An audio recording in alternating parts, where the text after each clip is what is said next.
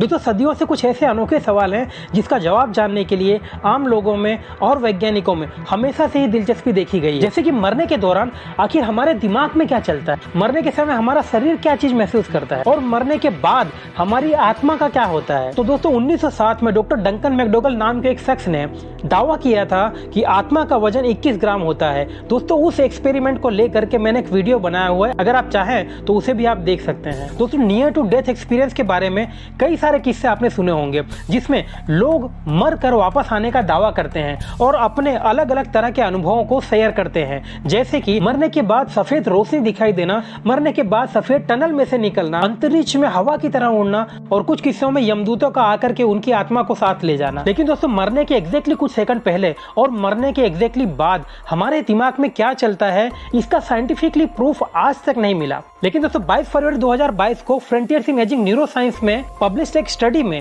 कुछ तो चौंका देने वाली बातें जरूर सामने आई हैं। दरअसल दोस्तों कनाडा के वैंकूवर में एक 87 इयर्स के एपिलेप्सी या जिसे मिर्गी कहते हैं, ये पेशेंट को हॉस्पिटल में एडमिट किया गया। उन्हें मिर्गी के दौरे किस लिए पड़ते थे ये जानने के लिए डॉक्टरों की एक टीम एक खास किस्म का टेस्ट परफॉर्म कर रही थी जिसे EEG या इलेक्ट्रोएन्सेफेलोग्राफी कहते हैं, जिसमें उनके दिमाग के इलेक्ट्रिकल एक्टिविटी, ब्रेन सिग्नल्स या दिमागी तरंगों में हो रही गड़बड़ी को पहचान करके उसके हिसाब से उनका इलाज किया जा सके। और 900 सेकंड यानी 15 मिनट तक ये टेस्ट चला भी, लेकिन इस न्यूरोलॉजिकल रिकॉर्डिंग के दौरान ही अचानक हार्ट अटैक आने से उनकी मौत हो गई।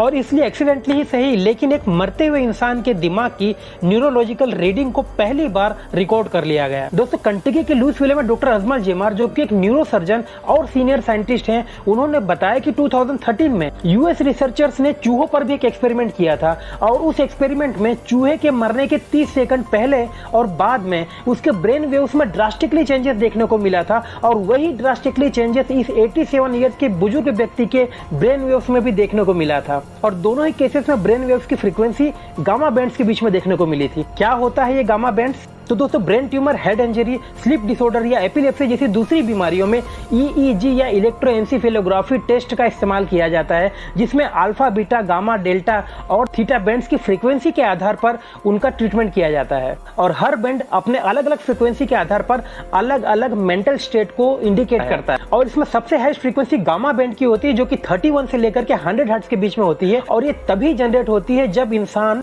सपने देखने के दौरान अपने मेमोरी सेंटर या यादों के सेंटर को एक्सेस करती है, जो कि हमारे दिमाग के हिप्पोकैम्पस रीजन में स्टोर होता है। और दोस्तों इस व्यक्ति के मरने के दौरान उनके दिमागी तरंगे या ब्रेन वेव्स गामा हर्ट्ज के बीच में ही रिकॉर्ड की गई थी। और दोस्तों इसी के आधार पर साइंटिस्टों ने यह निष्कर्ष निकाला कि जब भी इंसान की धड़कन बंद हो जाती है तो उसके 30 सेकंड पहले और बाद में इंसान अपने पूरे लाइफ की यादों को फ्लैशबैक के रूप में अपनी आंखों के सामने देखता है। खैर दोस्तों साइंटिस्टों का यह भी मानना है कि अभी और भी एक्सपेरिमेंट करने बाकी हैं। तो दोस्तों अगर इन्फॉर्मेशन अच्छी लगी तो वीडियो को लाइक करना और चैनल को सब्सक्राइब जरूर।